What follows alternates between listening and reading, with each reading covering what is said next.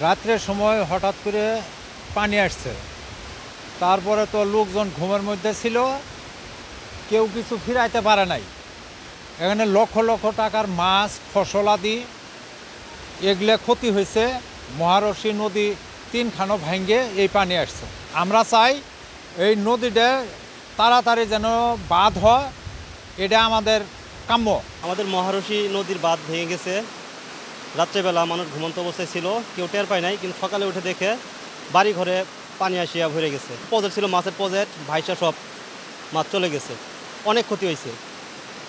অনেকগুলো মাছ ছাড়া হয়েছে। এই জায়গায় আপনার এক প্রজেক্টে 50,000 টাকার মাছ ছাড়া ছিল, ওগুলো সব ভাইসা গেছে। চাল ডাল যা আছে যা ভিতরে সব হয়ে গেছে, বীজ নষ্ট হয়ে গেছে। পানি নিচে খাওয়ার মতো কোনো প্রসেস নাই, কোনো ই নাই আমার বর্তমানে ভাব নাই।